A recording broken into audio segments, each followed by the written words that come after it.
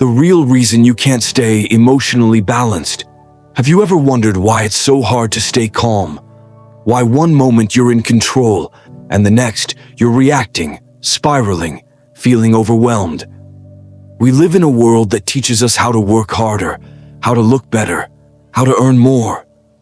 But almost no one teaches us how to feel, how to truly process and master our emotions. Here's the truth. You'll never master your life until you learn to master this. Let me tell you a true story. There was a time in the life of Dr. Brené Brown, yes, the world-renowned researcher and best-selling author, when her emotions nearly wrecked her career. She had spent years researching vulnerability, shame, and courage.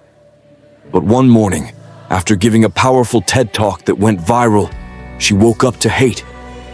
Emails, messages, headlines, people calling her soft, weak, dramatic. And for a moment, she broke.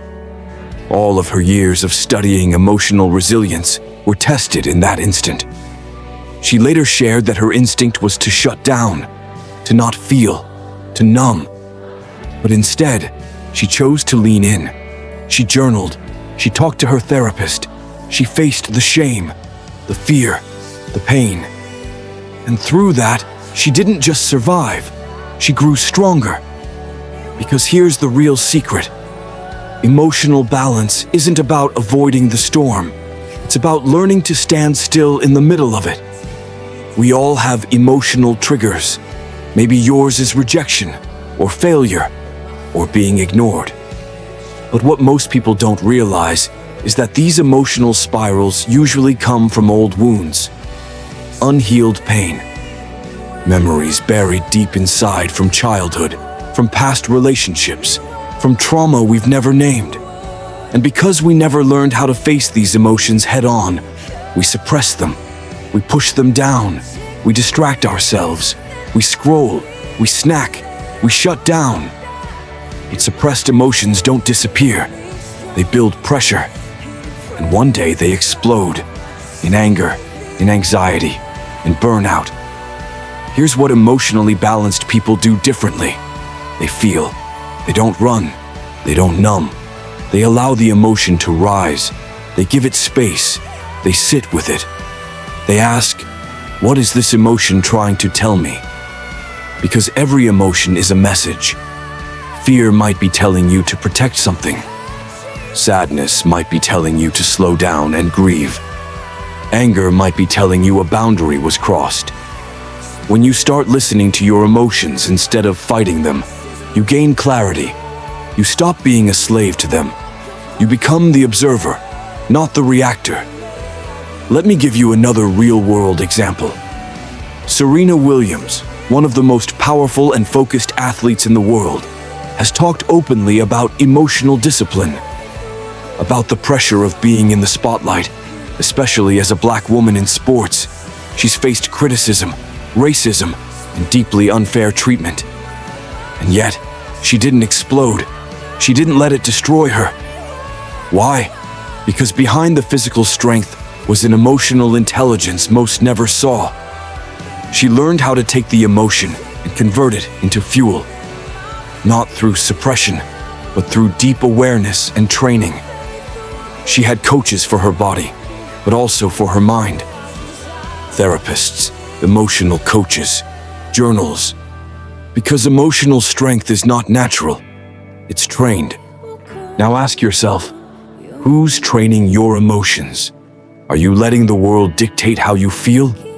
Or are you choosing to take back that power? Because here's the truth.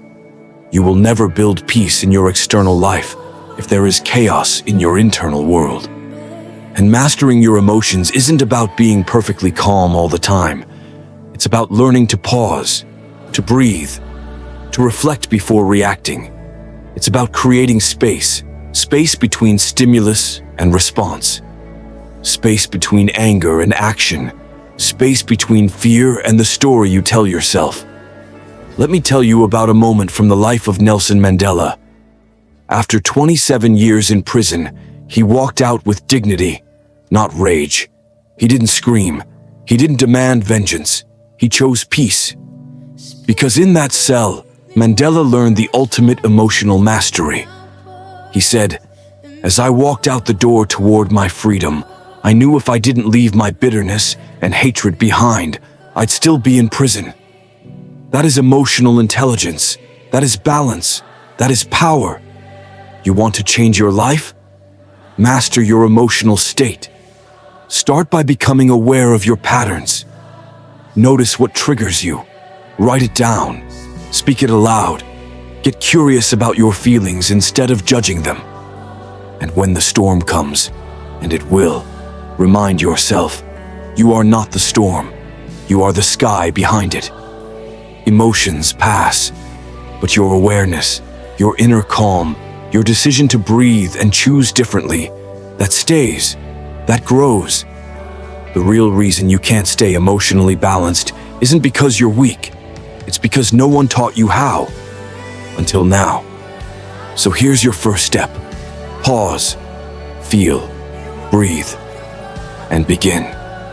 Because emotional mastery isn't for the chosen few. It's for the committed. And today, you commit to becoming unshakable. If you enjoyed this video and found value in it, don't forget to like, comment, and subscribe for more powerful content. DjafoulMotiv.